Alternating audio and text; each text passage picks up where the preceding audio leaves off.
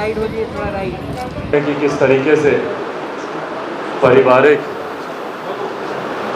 तौर पर जो एक क्षति पहुंची है। आज पहली बार ऐसा है कि मैं आप लोगों के बीच हूँ, एक प्रेस वार्ता कर रहा हूँ और पापा उस वक्त साथ में नहीं है। नहीं तो मुझे याद है कि जब भी ऐसी कोई प्रेस कॉन्फ्रेंस होती थी या कभी भी हम लोग का इंटरेक्शन होता था तो या तो पापा उसे खुद टीवी पर देख रहे होते थे और या फिर जैसे ही मैं जाता था तो वो तुरंत पूछते थे कि अच्छा बताओ क्या हुआ, क्या पूछा, तुमने क्या बोला। तो ये सारी बातें हैं, रह रह कर ऐसी चीज़ें दिमाग को कौंधती हैं, दिल को कौंधती हैं।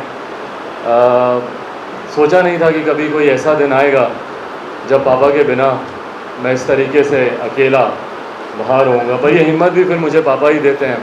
हमेशा उन्होंने मुझे कहा था कि अगर तुम्हारी सोच सही है, तुम्हारी डगर सही है, तुम्हारी राह सही है तो अकेले चलने से कभी डरना मत। एक बात है जो हमेशा मेरा हिम्मत आज भी बढ़ाती है, पापा हमेशा कहते थे कि शेर का बच्चा होगा तो जंगल चीर के निकलेगा, गीदड़ होगा तो मारा जाएगा। शेर का बच्चा हूँ, जंगल को चीरने निकला हूँ। और जो पापा का सपना था और जो उनकी अंतिम इच्छा थी, आज उसको मैं आप लोगों के सामने यहाँ पर रखने आया हूँ। इससे ज़्यादा बिहारियों के सुझाव से हम लोगों ने बिहारी फर्स्ट विजन डॉक्यूमेंट हम लोगों ने तैयार किया। लंबे समय से मैं और पापा मिलकर इसके ऊपर काम कर रहे थे, इसकी फाइनल रूपरेखा हम लोग तैयार कर रहे थे। मुझे याद है कि अस्पताल में भी, अपने आखिरी दिनों में भी पापा ने इसमें बैठकर कई ऐसी चीज़ें हैं जो उनके जहन में आई, उन पॉइंट्स को उन्होंने जुड़वाया, उन चीज़ों को थोड़ा सा जहाँ ठीक करने की ज़रूरत थी उनको बैठकर ठीक किया। इसके लिए जिस समिति का हम लोगों ने गठन किया, उस समिति के साथ निरंतर अस्पताल से भी पापा फ़ोन पर बात करते रहे, उनसे चर्चा करते रहे कि इसमें ये चीज़ को ऐसे करना चाहिए। उनका एक अपना सक्रिय राजनीति का 51 साल का बेदाग सक्रिय राजनीति का उनका अनुभव है। उस अनुभव का सारांश भी है ये बिहारी फर्स्ट विजन डॉक्यूमेंट। इसमें बिहार की शायद ही कोई ऐसी समस्या हो जिसका हम लोगों ने समाधान नहीं किया हो। मेरी राजनीति सकारात्मक राजनीति की मैं सोच रखता हूँ। युवा हूँ, पढ़ा लिखा हूँ, जानकार हूँ और बिहारी हूँ, और एक ऐसा बिहारी जो देश और दुनिया भी घूमा हुआ है। बाकी प्रदेशों की तुलना में मेरा बिहार कहाँ है मैं जानता हूँ, क्योंकि कहीं ना कहीं उन प्रदेशों में या तो मैं रहा हूँ या मैंने काम किया। और हमारा देश विकास के नए नए नए नए मापदंड तैयार कर रहा है। मौजूदा प्रधानमंत्री आदरणीय नरेंद्र मोदी जी के नेतृत्व में हम लोग रोज़ नए पैरामीटर्स हम लोग हासिल कर रहे हैं, रोज़ नए लक्ष्य हम लोग प्राप्त कर रहे हैं।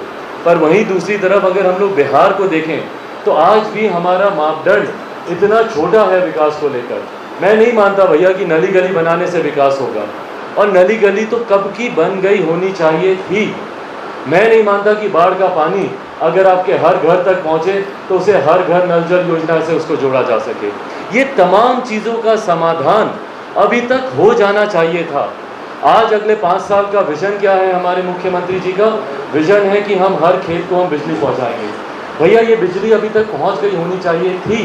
कृषि प्रधान प्रदेश है हमारा, अभी तक ये प्राथमिकता पर होना चाहिए था कि हर खेत को बिजली, हर खेत को पानी, ये प्राथमिकता पर हम लोग को लेकर चलना चाहिए था, ना कि 15 साल के बाद आप इन चीज़ों का जिक्र करें। पलायन हमारे प्रदेश की जो सबसे बड़ी समस्याओं में से एक है। आप देखिएगा धीरे धीरे धीरे धीरे करके देश, जहाँ एक तरफ हमारा युवा देश है, जहाँ हम लोग बात करते हैं कि भैया 70% आबादी भारत में ऐसी है जिनकी आयु 35 वर्ष से कम है, और ये बहुत बड़ी ताकत होती है। युवा ही भारत का भविष्य है, युवा ही नई सोच लेकर आएंगे, युवा ही बिहार को आगे लेकर जाएंगे। पर चिंता का विषय है युवाओं का पलायन। जहाँ देश हमारा युवा है वहीं प्रदेश हमारा धीरे धीरे बुजुर्ग होता जा रहा है। क्यों? क्योंकि सारे युवाओं का पलायन हमारे प्रदेश से होने लग गया है। रोजगार के लिए हो, शिक्षा के लिए हो, विभिन्न और कारणों से हो, व्यवसाय के लिए हो, पर जितने भी युवा हैं वो हमारे प्रदेश से धीरे धीरे पलायन करते जा रहे हैं, दूसरे प्रदेशों में जा रहे हैं, वहाँ पर रोजगार कर रहे हैं या शिक्षा हासिल कर रहे हैं। ये तमाम चीज़ें मेरे लिए चिंता का विषय है। और जब तक इन तमाम बिंदुओं पर हम लोग चर्चा नहीं करेंगे, जिस तरीके से यहाँ पर छात्रों की हालत है, जिस तरीके से शिक्षा प्रणाली है, या जिस तरीके से स्वास्थ्य सेवाएं हैं, जब तक हम लोग हर सेगमेंट को टारगेट नहीं करेंगे तब तक जो विकसित बिहार का हम लोग का सपना है, शायद हम लोग उसको पूरा नहीं कर पाए। दर्शक, हम लोग सिर्फ बिहार में विकास की चर्चा ही करते रहे, पर सही मायनों में जो विकास यहाँ पे पहुँचना चाहिए था वो नहीं पहुँच पाया। अभी तक हम लोग अपने प्रदेश में सिर्फ जातीय समीकरण के आधार पर सरकारें बनती रही, सरकारें गिरती रही।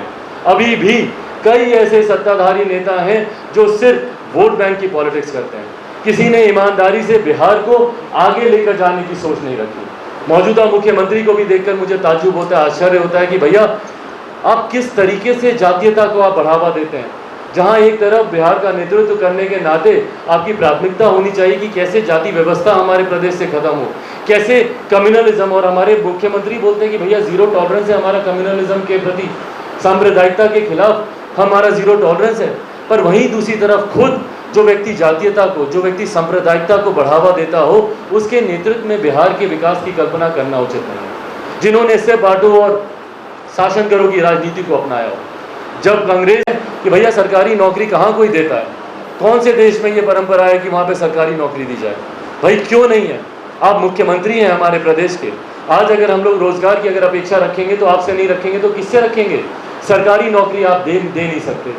कारखानों को लेकर आपने हाथ खड़े कर लिए। जिस तरीके से मुख्यमंत्री ने बोला कि लैंडलॉक्ड है हमारा एरिया, प्रदेश हमारा बिहार, भैया पंजाब भी ऐसे ही लैंडलॉक्ड है, हरियाणा भी है, मध्य प्रदेश भी है, राजस्थान भी है, और आंकड़े आप लोग निकाल कर देखिए, हजारों की संख्या में वहां पर कारखाने खुले हुए हैं। और हमारे यहाँ कारखाने नए खुलना तो बंद, मुख्यमंत्री जी के कार्यकाल में आप देखिएगा कि कितने सैकड़ों जो चल रहे थे कारखाने वो बंद हुए हैं। निरंतर मैंने मुख्यमंत्री से आग्रह किया कि सर सबसे पहले जितनी बंद मिलें पड़ी हैं उसको हम लोग को खुलवाने का काम करना चाहिए। पेपर मिल हो, चीनी मिल हो, कई ऐसे कारखाने, उसमें यंग आईटी प्रोफेशनल्स की टीम को आप हायर कीजिए और उन प्रोजेक्ट को कैसे फाइनेंशियली वाइबल किया जाए उस पर हम लोग को काम करने की जरूरत है। नहीं, मुख्यमंत्री की सोच ही नहीं है उस तरफ से, ना शिक्षा को लेकर, ना रोजगार को लेकर। इतनी युवा विरोधी सोच के साथ हमारे मुख्यमंत्री हैं, वो चाहते ही नहीं है कि हमारे प्रदेश का युवा आगे बढ़े, और यही कारण है युवाओं का पलायन हमारे प्रदेश से होता जा रहा है। और मुख्यमंत्री तो कहते हैं कि भैया जितने युवा हैं वो अनुभवहीन होते हैं।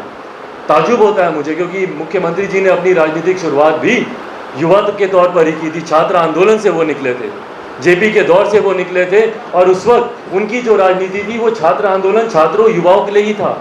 और आज जब दूसरे युवा आगे बढ़ना चाहते हैं, मेरे जैसे युवा जब विकास की सोच लेकर आना चाहते हैं, तो सबसे ज़्यादा अगर हम लोग की कोई टांग खींचने का काम करता है, हम लोगों को कोई पीछे धकेलने का काम करता है, तो हमारे मुख्यमंत्री ही वो काम करते हैं। जो उसके कुछ प्रमुख ऐसे बिंदु हैं जो मैं आप लोगों के मैं समक्ष रखना चाहता हूँ कि किस सोच के साथ हम लोग चुनाव में जा रहे हैं।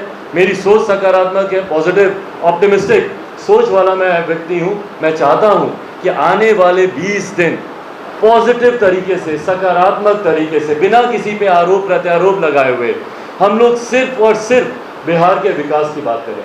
मैं आप लोगों के माध्यम से तमाम 12 करोड़ बिहारियों के सिर्फ 20 दिन अपने लिए चाहता हूँ। इन 20 दिनों में ना सिर्फ बिहार फर्स्ट, बिहारी फर्स्ट को आप समझें, बल्कि इस बात का भी आप लोग आकलन करें कि पिछले 30 साल क्या जो दूसरे प्रदेशों को मिले वैसे ही हमारे प्रदेश को मिले? जहाँ दूसरे प्रदेश दिन दुगनी रात चौगनी तरक्की से आगे बढ़े, क्या हमारा प्रदेश वैसे आगे बढ़ पाया? ये 20 दिन हमारे आने वाले 50 साल को निर्धारित करेंगे। तो हमारा प्रदेश हार जाएगा, हमारा प्रदेश पुनः बर्बादी की कगार पर जाकर खड़ा हो जाएगा, हमारा प्रदेश का युवा फिर से पलायन करने को मजबूर हो जाएगा।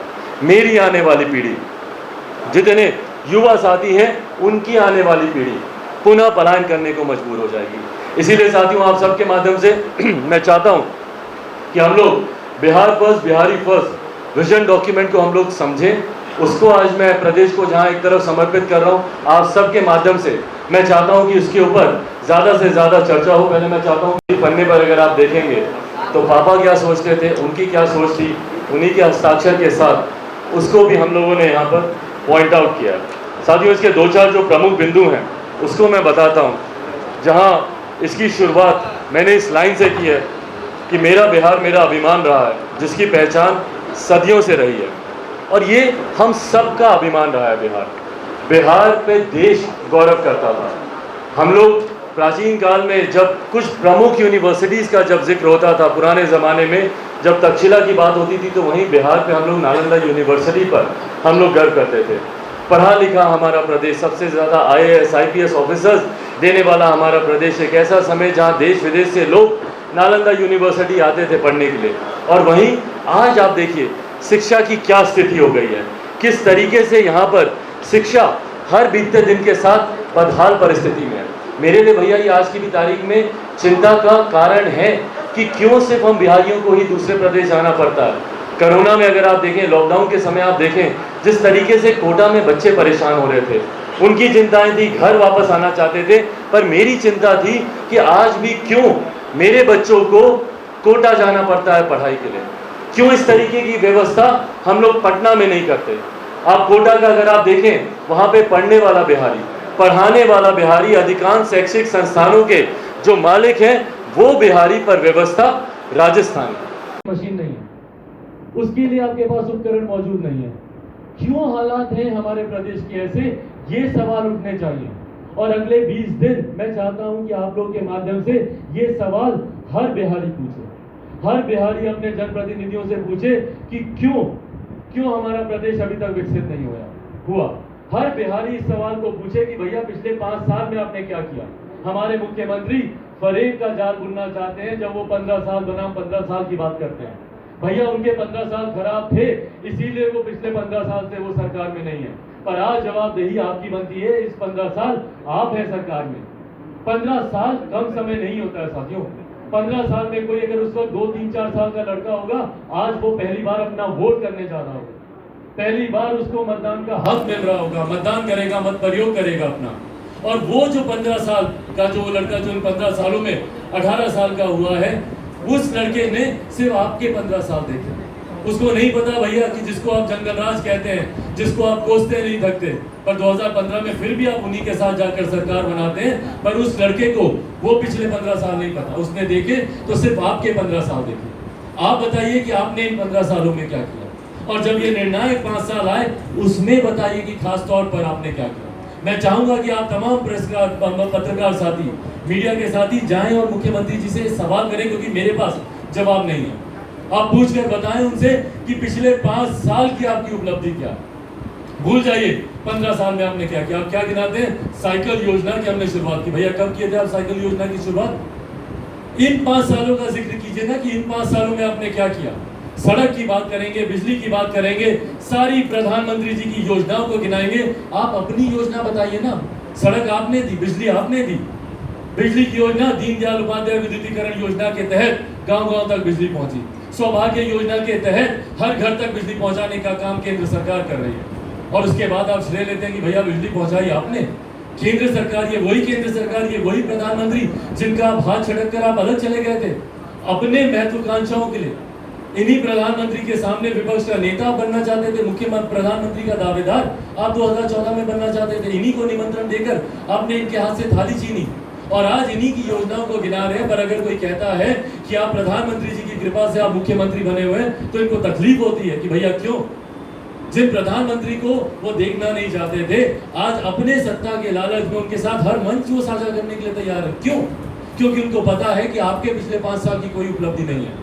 अगर आप मुख्यमंत्री बन सकते हैं तो सिर्फ मौजूदा प्रधानमंत्री के पिछले 6 साढ़े 6 साल के कार्यकाल को गिनाकर ही आप पुनः सत्ता में वापस आ सकते हैं। और यही मुख्यमंत्री करने का प्रयास कर रहे हैं। उन्हें सैकड़ों किलोमीटर की यात्रा पैदल कर वो हमारे प्रदेश पहुंचे। आपने उनको गाड़ी तक उपलब्ध नहीं कराई। दुहाई दी आपने कि भैया लॉकडाउन है, दुहाई दी आपने कि यहाँ पर संसाधनों की कमी है।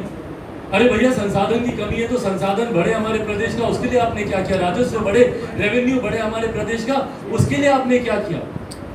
क्या संसाधन इतने आपके कमजोर थे कि सैकड़ों की तादाद में जो लोग आ रहे थे उनके लिए कुछ सैकड़ों बसेस की आप उपलब्धि नहीं करा सकते थे? उत्तर प्रदेश में योगी आदित्यनाथ जी ने करके दिखाया कि नहीं करके दिखाया? और आप निरंतर दुहाई किस बात की दे रहे थे कि हमारे पास संसाधन नहीं है, लॉकडाउन है, किसी भी बिहारी को बिहार की सीमा में नहीं घुसने दिया जाएगा। शर्मनाक बयान मुख्यमंत्री। आपके मानने से क्या होगा? प्रवासियों की जिंदगी जी रहे हैं वो। दूसरे प्रदेशों में कभी आपने सोचा कि किस बदहाल स्थिति में हमारे बिहारी रह रहे हैं? सुशांत सिंह राजपूत जी का एक मैटर था, उनकी लोकप्रियता इतनी थी कि वो नेशनल चैनल का वो मुद्दा बना, न्यूज में आया, पर वो सिर्फ एक विषय था। ऐसे सैकड़ों बिहारी हैं जिनकी किस परिस्थिति में वो अपनी जिंदगी गुजार रहे हैं या गुजारते गुजारते खुद गुजर चुके हैं, इसकी जानकारी भी मुख्यमंत्री को नहीं। मैं चाहता था कि सुशांत सिंह राजपूत जी का मुद्दा एक उदाहरण बने, एक पैरामीटर बने आने वाले समय में, ताकि दूसरे प्रदेशों में रह रहे बिहारियों को इस बात का विश्वास हो कि मेरा मुख्यमंत्री मेरे साथ है।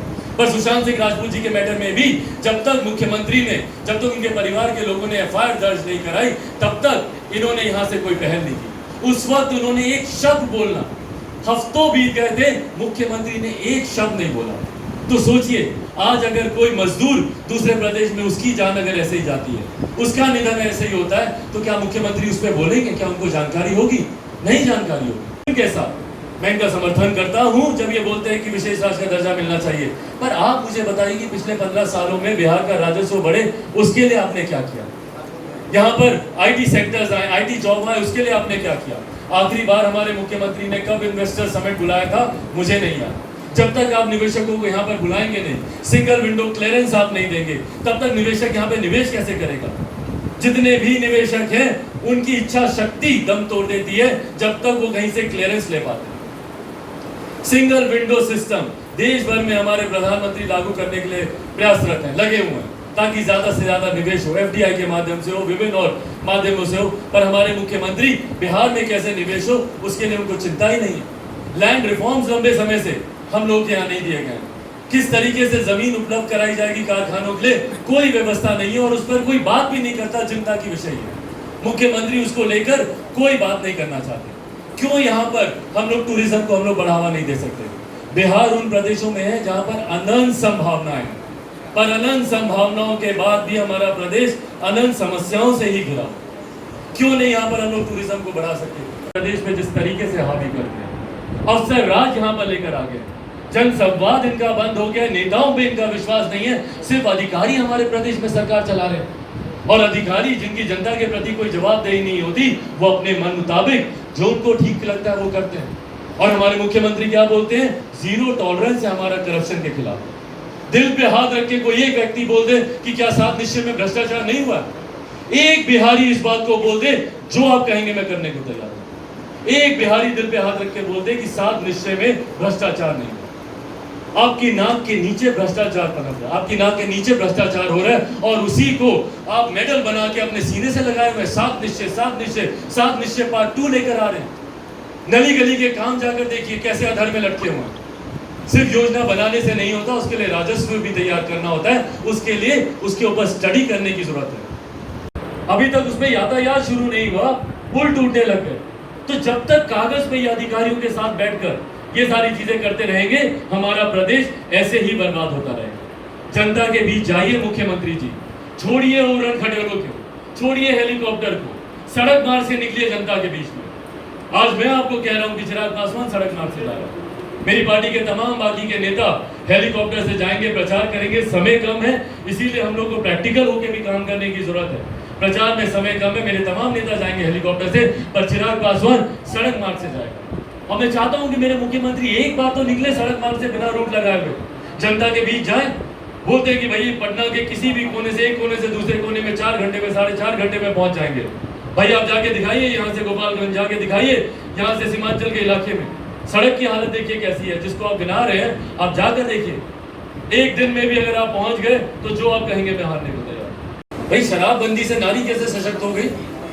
घरेलू हिंसा शायद घटी होगी, मैं मानता हूं, पर उनके सशक्तिकरण के लिए हम लोगों ने 50% का हम लोगों ने उनको पंचायत स्तर पर आरक्षण दे दिया, उनको हम आगे लाकर दे रहे हैं। भाई नारी उत्पीड़न के लिए आप बताइए ना, आपने क्या किया? बिहार में महिलाओं को सुरक्षा मिले, उसके लिए आपने क्या किया?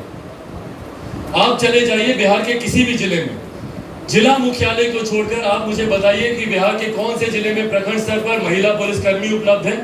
भाई महिलाएं नहीं कंफर्टेबल होती हैं, वो नहीं अपने आप को सहज महसूस करती हैं, उनके साथ कोई उत्पीड़न होता है, कोई घटना घटती है तो पुरुष पुलिसकर्मी के पास जाए। वो चीज असंभव नीतीश, उनके रहते हुए बिहार का विकास भी असंभव है, और जागरूक बिहारियों के रहते हुए मुख्यमंत्री का दोबारा मुख्यमंत्री बनना भी असंभव है। आपने जिस तरीके से प्रश्न पूछा कि तेजस्वी के बारे में तो आपने कुछ कहा ही नहीं, उनके बारे में आपने बोला ही नहीं। आज सत्ता में कौन है मुझे बताइए ना। सवाल सत्ता से किया जाता है कि विपक्ष से किया जाता है? ताज्जुब होता है मुझे ऐसे प्रश्नों पर जब 15 साल कोई शासन करने के बाद बोलता है कि लालू जी ने अस्पताल क्यों नहीं बनाया। भाई आप मुझे बताइए ना, 15 साल से मुख्यमंत्री आप हैं, आपकी जवाबदारी बनती है कि आप बताइए कि आपने 15 साल में आपने क्यों नहीं अस्पताल बनाया। सवाल सत्ता से किए जाते हैं। आज इररेलीवेंट है मेरे लिए विपक्ष, कांग्रेस की बात हो, राजद की बात हो, इररेलीवेंट है क्योंकि 15 साल से ये लोग काम कर रहे हैं। जवाब इन लोग को देना पड़ा। अगर कुछ लोग ये नैरेटिव सेट कर रहे हैं कि क्या बाद में महागठबंधन के साथ चिराग पासवान हाथ मिला लेंगे, तो आपके पूछने से पहले मैं इस प्रश्न का जवाब दे दूं कि लोक जनशक्ति पार्टी ने कभी भी पोस्ट पोल अलायंस नहीं किए। 2000 में हमारी पार्टी बनी, 2004 के लोकसभा चुनाव हो, 5 के विधानसभा के हो, 9 के लोकसभा के हो, 10 के विधानसभा के हो, 14 के लोकसभा के हो, 15 के विधानसभा के हो, 19 के लोकसभा के चुनाव हो, कोई भी चुनाव उठा के देख लीजिए, हम लोगों ने कभी पोस्ट पोल अलायंस नहीं किया। जीतकर लोक जनशक्ति पार्टी आएगी, मैं दावे के साथ ये बात कहता हूं। इससे पहले कि अब आपकी चिंता उस तरफ शुरू हो जाए, 5 ऐसी सीटें हैं जहां पर हम लोगों ने प्रत्याशी उतारे हैं, पर वो जानकारी भी मैंने भाजपा को पहले दे दी थी, ये भी मैं बात बताऊं। पहले तक 3-3 पन्नों के शोक संदेश दे रहे थे, 2-2, 3-3 ग्रुप्स में उन्होंने ट्विटर पे श्रद्धांजलि मेरे पिताजी को दी, और आज उनको गए 10-12 दिन नहीं हुए, उन्हीं की बनाई हुई पार्टी को आप वोट कटवा कह रहे हैं। खुश तो नहीं होंगे ना पापा, जहां से भी ये सुन रहे होंगे। आज मैंने एक अलग राह ली बिहार के विकास के लिए, और आप मुख्यमंत्री के प्रति आप लोग इतने नतमस्तक हो गए हैं कि आप उनको बढ़ाने के लिए बिहार को आप पिछाड़ने के लिए तैयार हो गए।